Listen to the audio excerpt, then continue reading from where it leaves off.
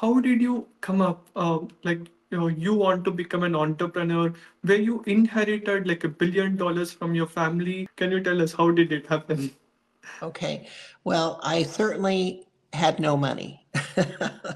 I was very poor as a single mother, and I was actually living with a girlfriend who was taking care of us. So I didn't have to pay rent at that point, but I was trying to earn money to buy groceries.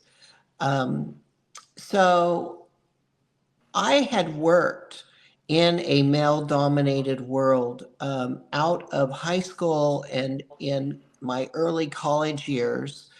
I worked with my stepfather, who was building drugstores with a brand of stores called Save on Drugs.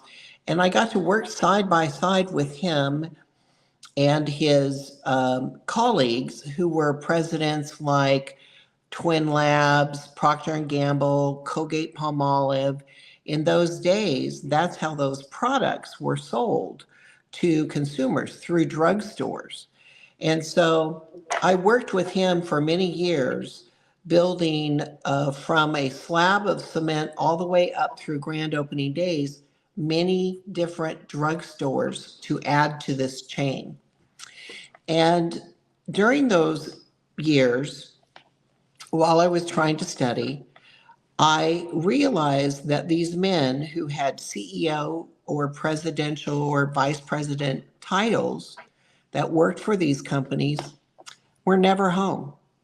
They were out traveling with my dad building stores. They had families. They rarely saw their kids. They weren't having date nights with their wives because they were all working and traveling together. And I decided at that point in my early 20s that I could not compete in that world. I did not want to compete in that world because I knew that I wanted to be a wife and a mother. I wanted to be the one that would, decorate our home and would set the culture and the ambiance for our home and raise children. So once I realized that although ambitious, I did not want to work in that world at that level because I was not willing to give up, to make the sacrifices needed to earn the title and to earn that kind of money. Money wasn't really the issue, though. It was the accomplishment, it was the title.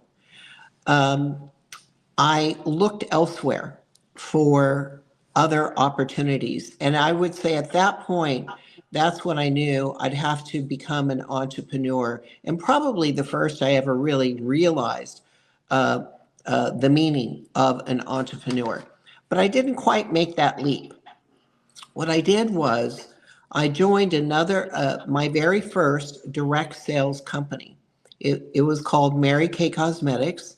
And it was during a time when Mary Kay Ash, the founder of that cosmetic company and that direct sales company, was alive. So I had the opportunity to work with her. And I fell in love with the concept that you could not succeed in her company and in that structure unless you helped others succeed. And I thought, wow, what an amazing concept. The more people you help succeed, the more successful you become. And so as a young, ambitious, energetic executive at the time, I resigned from the corporate position I had working beside my dad, and I poured myself into this world of direct sales, learning how to be the master of my own ship, but using their product as the tool that allowed me to be the master of my own ship. And I just thought that was brilliant. Someone else did all the work, they did all the research, they did the packaging, they did the color selection, they even provided the marketing. All I had to do was do the work that was involved in helping to expand the brand within my sphere of influence, and I would earn money. The kind of money that was directly commensurate to the amount of time and effort that I put into my part of the deal, my part of the responsibility, which is marketing and branding the product and getting customers for the product. So I just thought how beautiful that whole thing was because it allowed women from all walks of life to supplement their income or to actually leave their jobs and do something from their home. I found that many women, many ambitious women, of course, Ashay, just like you're ambitious, I'm ambitious as a woman, we're surrounded by ambitious people.